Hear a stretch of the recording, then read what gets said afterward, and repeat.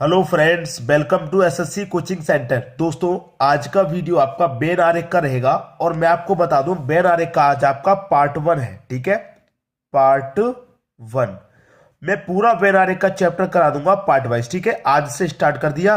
आज आपका पहला पार्ट है और इसकी प्लेलिस्ट आपको मिलेगी अलग से। जितने भी मैं चैप्टर कराऊंगा सभी की प्लेलिस्ट आपको अलग से मिलेगी, चाहे वो नंबर सिस्टम हो, चाहे बेन आरेख हो, कोई सा भी चैप्टर हो। ठीक है, इसकी प्लेलिस्ट आपको अलग से मिलेगी और सभी वीडियोस आपको पार्ट वाइज मिलेगी।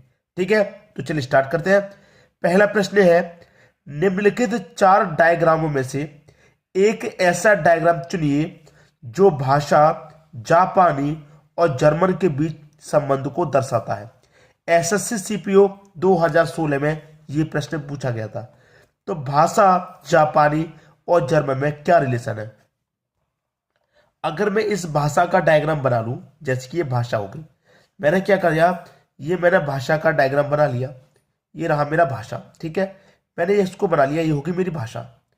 अब इसको ध्यान से देखेंगे, जापानी क्या है? जापानी भी एक भाषा है और जर्मन भी एक भाषा है। जापानी भी एक भाषा है और जर्मन भी एक भाषा है। तो जापानी भाषा भाषा के अंदर ही आएगी।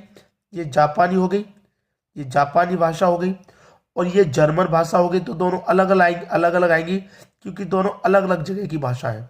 ठीक है, ये होगी आपकी भाषा, ये जापानी भाषा हो गई और ये जर्मन भाषा हो गई। दोनों अलग अलग भाषा है, इसलिए दोनों अलग अलग आई है। ठीक है दोनों लेकिन भाषा, तो भाषा के अंदर आएंगी और दोनों भाषा है इसलिए। ठीक है, तो सभी के समझ में प्रश्न आ गया। इस तरह की आकृति किस प्रश्न में दी गई है? पहले ही ऑप्शन में दी गई है। ये आपके प्रश्न का बिल्कुल सही जवाब हो जाएगा। क्लियर सभी को?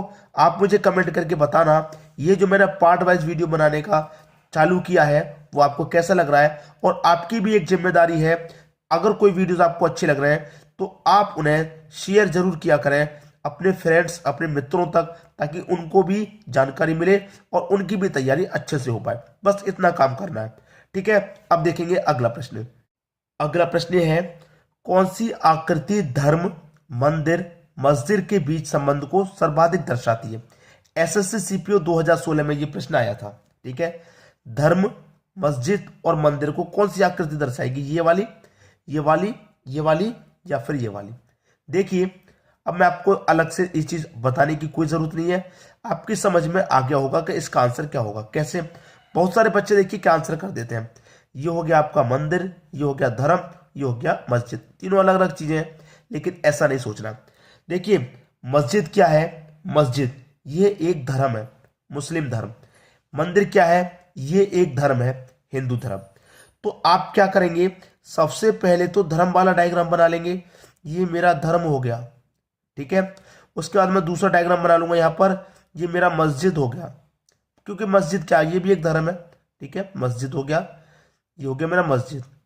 ठीक है, और ये हो गया कि क्या, मेरा मंदिर, ये मेरा मंदिर हो गया। ठीक है, तो आपकी समझ में कुछ आया? भाई हमें धर्म से रिलेटेड पूछा गया है, तो धर्म है, मैंने धर्म बना लिया। अब मस्जिद भी तो एक धर्म है और मंदिर भी एक धर्म है, तो मंदिर और मस्जिद एक धर्म के अंदर ही तो समा रहे हैं। ठीक है, कोई सा भी धर्म हो, हिंदू, मुस्लिम, सिख, ईसाई, कोई सा भी धर्म हो, वो सभी धर्म धर्म के अंदर ही आ जाएंगे। बात समझ में आ गई? तो इस तरह की आकृति आपको किस ऑप्शन में नजर आ रही है? आप बोलेंगे सर सी ऑप्शन में। ये आपके प्रश्न का बिल्कुल सही जवाब हो गया। अब देखेंगे अगला प्रश्न। अगला प्रश्न है, निम्नलिखित में से कौन सी आकृति मच्छर, चींटी और कीट के बीच संबंध को सर्वोत्तम तरीके से निरूपित करती है? एसएससी 10+2 2015 में यह प्रश्न आया था। ठीक है, अब देखिए, मच्छर एक अलग चीज है, उड़ता है। चींटी एक अलग चीज है, उड़ती नहीं है, जमीन पर रहती है। और कीट एक अलग चीज हो गई। तो इस तरीके की आकृति कौन सी बनेगी भाई? आपको अगर आपको थोड़ी सी भी जानकारी है तो आप क्या करेंगे, आपको यह मालूम होगा, जानकारी है कि मच्छर भी एक कीट के अंदर आता है और चींटी भी एक कीट है। मतलब मच्छर और चींटी ये दोनों कीट हैं। ठीक है, तो क्या होगा, यहां पर भी ये कीट का डायग्राम बनेगा। किसका? कीट का बना लिया। अब कीट के अंदर ही आपकी चींटी आती है, ये आपको जानकारी होगी। ठीक है, और कीट के अंदर ही मच्छर आता है। ठीक है, कीट के अंदर ही मच्छर आता है, चींटी, चींटा, मच्छर, तो ये आपके कीट होते हैं। ठीक है, तो ये कीट के अंदर आएंगे क्योंकि चींटी और मच्छर दोनों कीट हैं, तो कीट के अंदर आएंगे। तो इस तरीके की आकृति कौन सी हो जाएगी आपकी सी। ठीक है, क्लियर है सभी को प्रश्न, कोई दिक्कत किसी को नहीं होगी। अब देखेंगे अगला प्रश्न। अगला प्रश्न है कौन सी आकृति निम्नलिखित 3 वर्गों के बीच संबंध को दर्शाएगी। एसएससी 10+2 2015 में आया है। लड़का, खिलाड़ी और छात्र। लड़का, खिलाड़ी, छात्र, ये गलत है, ऐसा नहीं बनता। ठीक है, आकृति ऐसी नहीं बनती कभी। अब देखिए यहां तो तीनों एक दूसरे से जुड़े हुए हैं, क्योंकि जो लड़का है वो खिलाड़ी भी होगा और जो लड़का है वो छात्र भी होगा। ठीक है भाई, लड़का खिलाड़ी भी हो सकता है और लड़का छात्र भी हो सकता है, और जो छात्र है वो लड़का हो सकता है और जो छात्र है वो खिलाड़ी भी हो सकता है। तो ये तीनों आपस में जुड़े हुए हैं कि नहीं है कि भाई, लड़का छात्र भी होगा और लड़का खिलाड़ी भी होगा। ठीक है, ऐसे ही जो खिलाड़ी है वो छात्र भी हो सकता है और जो खिलाड़ी है वो लड़का भी हो सकता है। वैसे ही जो छात्र है वो खिलाड़ी भी हो सकता है और जो छात्र है वो लड़का। ये तीनों आपस में एक दूसरे से जुड़े हुए हैं। तो इसकी आकृति कैसे बनेगी, जैसे कि ये लड़का हो गया। ठीक है, लड़का आपका खिलाड़ी भी हो सकता है, लड़का खिलाड़ी भी हो सकता है और लड़का छात्र भी हो सकता है। जैसे कि ये आकृति होगी लड़के की, लड़का हो गया, ये हो गया भाई खिलाड़ी, ये हो गया खिलाड़ी और ये हो गया आपका छात्र। और ये तीनों एक दूसरे से जुड़े हुए हैं। जो लड़का है वो खिलाड़ी भी हो सकता है और लड़का छात्र भी, और जो छात्र है वो खिलाड़ी भी और छात्र लड़का भी, और जो खिलाड़ी है वो छात्र भी होगा और खिलाड़ी लड़का भी। ये तीनों आपस में जुड़े हुए हैं। तो इस तरह की आकृति आपको कहां देखने को मिलेगी, डी ऑप्शन में। ये आपके प्रश्न का सही जवाब हो जाएगा। क्लियर हुई बात। अब देखेंगे अगला प्रश्न। अगला प्रश्न है निम्नलिखित में से कौन सा आरेख शाक भक्षी, बाघ और पशु के बीच संबंध को दर्शाता है। एसएससी सीजीएल 2014 में इस प्रश्न को पूछा गया था। अब देखिए बहुत सारे बच्चों को नहीं पता शाक भक्षी क्या है। बाघ तो जानते हैं और पशु भी जानते हैं भाई, बाघ भी मालूम है और पशु भी मालूम है। ठीक है, अब देखिए यहां पर मैं आपको एक चीज बता दूं, जैसे अभी मैंने एक प्रश्न बताया था मच्छर, चींटी और कीट वाला, बताया था कि नहीं। तो कीट के अंतर्गत सब चीजें आती है, उसी तरीके से शाक भक्षी के अंतर्गत ये चीजें आती है। ठीक है, ये मैंने बना लिया इसलिए शाक भक्षी का डायग्राम, शाक भक्षी, शाक भक्षी का डायग्राम बना लिया। अब शाक भक्षी के अंदर क्या आएगा, बाघ आ जाएगा। ठीक है, और शाक पक्षी के अंदर ही क्या आ जाएगा, पशु आ जाएंगे। ये पशु क्या होते हैं, जितने भी पालतू जानवर होते हैं। ठीक है, भैंस पालते हैं आप, गाय पालते हैं, तो ये क्या होते हैं, पशु होते हैं। ठीक है, तो शाक पक्षी के अंदर ही आती है ये पशु, बाघ, ये जो चीता, ये जो चीजें हैं ये शाक पक्षी के अंदर ही आती है। ठीक है, क्लियर सबको।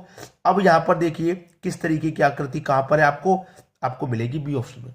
ये आपके प्रश्न का सही जवाब हो जाएगा। अब देखेंगे अगला प्रश्न। अगला प्रश्न है निम्नलिखित में से कौन सा आरेख विज्ञान, भौतिक और रसायन के बीच संबंध को दर्शाता है। यहां पर भी आपको वही चीज आ गई वापस। ठीक है, विज्ञान, भौतिक और रसायन। देखिए आपको यहां पर मैं बता दूं, मैं एक डायग्राम ये बना लूंगा। ये किसका डायग्राम है भाई, ये मैंने डायग्राम जो बना लिया किसका, ये मैंने बना लिया विज्ञान का। आपने 5वीं 6वीं क्लास को जब आपने पढ़ा होगा 5 या 6 में, 7, 8 में, तो वहां पर क्या होता है, भौतिक विज्ञान होती है, जीव विज्ञान होती है, रसायन विज्ञान, ये सब क्या है, ये विज्ञान के अंदर ही तो आती है। ठीक है भाई, भौतिक विज्ञान, रसायन विज्ञान, जीव विज्ञान, ये आपने पढ़ी होंगी, तो ये सब विज्ञान के अंदर आती है, इसलिए मैंने ये विज्ञान बना लिया। अब विज्ञान के अंदर जितनी विज्ञान की चीजें वो सारी आ जाएगी। ठीक है, ये क्या आ गया, ये आ गया भाई साहब का विज्ञान के अंदर भौतिक। ठीक है, और विज्ञान के अंदर ये आ गया रसायन। ठीक है, ये आ गया आपका रसायन। अब इस तरीके की आकृति कहां पर है भाई, आप बोलेंगे सर पहले ऑप्शन में। इस तरीके की जो आकृति है वो कहां पर है, पहले ही ऑप्शन में है। पहला ऑप्शन आपका सही जवाब हो जाएगा। क्लियर है, किसी को कोई समस्या यहाँ पर नहीं होगी। अब देखेंगे अगला प्रश्न। अगला प्रश्न है वह आरेख चुनिए जो नीचे दिए गए वर्गों के बीच संबंध को सही दर्शाता है। एसएससी एमटीएस 2014 में इस प्रश्न को पूछा गया था। पुलिस, चोर, अपराधी। पुलिस, चोर, अपराधी। अब देखिए अपराधी की मैं बात करूं, सारे अपराधी चाहे वो चोर हो, लुटेरा हो, बदमाश हो, कोई भी हो, वो सभी अपराधी होते हैं। होते हैं कि नहीं होते, वो सभी अपराधी होते हैं। ठीक है, तो अपराधी का ये मैंने बना लिया। अब चाहे वो चोर हो तो वो भी अपराधी के अंदर आएगा, बदमाश होगा वो भी अपराधी के अंदर आएगा, कोई लुटेरा होगा वो भी आएगा, किसने कहीं पर कोई चोरी कर ली, कोई सामान लेके के भाग गया, ये सब चोरी तो होते हैं। तो होते कौन है? सब अपराधी। ये जितने भी क्रिमिनल होते हैं सब अपराधी होते हैं, तो अपराधी के अंदर ही तो समाएंगे ये सब, तो अपराधी के अंदर आ गया ये चोर। लेकिन जो पुलिस है ना वो कभी चोर होगी, और पुलिस है ना कभी अपराधी। वो पुलिस चोर से अलग होती है और अपराधी से भी अलग, तो इसलिए ये पुलिस आपकी अलग हो जाएगी। क्लियर है? अपराधी का चोर से रिश्ता है, क्योंकि जितने भी अपराधी होंगे वो सबके जो अपराधी होते हैं वो सब नीचे होते हैं। मतलब कहने का ये है कि चाहे वो चोर हो, बदमाश हो, कोई भी क्रिमिनल हो, वो सब अपराधी होता है, तो वो सब अपराधी के अंदर आएंगे, लेकिन पुलिस अलग होती है इनसे। तो इस तरीके की आकृति आपको कहां मिलेगी? पहले ही ऑप्शन में। पहला ऑप्शन आपका सही आ जाएगा। अब देखेंगे अब अगला प्रश्न। अगला प्रश्न है, वह आरेख चुनिए जो दिए गए वर्गों के बीच संबंध का सही निरूपण करता है। यह भी एमटीएस 2014 में पूछा गया था। खिलाड़ी, क्रिकेटर, बल्लेबाज। अगर मैं इस खिलाड़ी की बात करूं, खिलाड़ी की, तो खिलाड़ी के अंदर सभी प्रकार के खिलाड़ी आते हैं, चाहे वो क्रिकेट के खिलाड़ी हो, टेनिस के खिलाड़ी हो, बास्केटबॉल के खिलाड़ी हो, चाहे और भी कोई गेम हो उसके खिलाड़ी हो, तो सभी खिलाड़ी के अंदर आएंगे। आएंगे कि नहीं आएंगे? तो मैं क्या करूंगा यहाँ पे, ये मैं खिलाड़ी का डायग्राम एक बना लूंगा। क्लियर है? ये मैं खिलाड़ी का डायग्राम एक बना लूंगा, खिलाड़ी हो गया ये। अब कोई सा भी खिलाड़ी हो, चाहे वो क्रिकेट का हो, टेनिस का हो, बास्केटबॉल हो, वॉलीबॉल हो, कोई भी हो, वो सब खिलाड़ी के अंदर आएगा। तो ये जो क्रिकेटर है ये भी तो एक खिलाड़ी है, क्रिकेट का खिलाड़ी है, तो ये खिलाड़ी के अंदर आ जाएगा, क्रिकेट का खिलाड़ी। ठीक है, ये हो गया खिलाड़ी। कौन? क्रिकेटर। Cricketer, cricketer. अब ठीक है, अब पूछा बल्लेबाज। भाई बल्लेबाज कौन होता है? बल्लेबाज एक क्रिकेटर के अंदर ही तो आता है। बल्लेबाज कौन होता है? क्रिकेटर। तो क्रिकेटर के अंदर आ जाएगा बल्लेबाज। ठीक है, बल्लेबाज, ये आपका सही जवाब। बल्लेबाज इस तरीके से, ये आपका सही जवाब। तो कहां पर इस प्रकार की आकृति? आपके सी ऑप्शन में है। ये आपके प्रश्न का बिल्कुल सही आंसर हो जाएगा। अब आप मुझे कमेंट करके बताइए वीडियो आपको कैसा लगा। ठीक है दोस्तों, और मैं regular part wise video upload करूंगा, गणित की भी और रीजनिंग की भी। गणित का तो आपको पता ही है, नंबर सिस्टम चल रहा है, पार्ट तीसरे का वीडियो आज आ जाएगा, सुबह 11 बजे आ गया होगा, और ये वीडियो आपको देखने मिल रहा है अब। और इसके भी आपको पार्ट वाइज दूसरा पार्ट, जब तक चैप्टर खत्म नहीं होगा इसके पार्ट आपके आते रहेंगे, और सभी चैप्टर के आएंगे। ठीक है दोस्तों, धन्यवाद।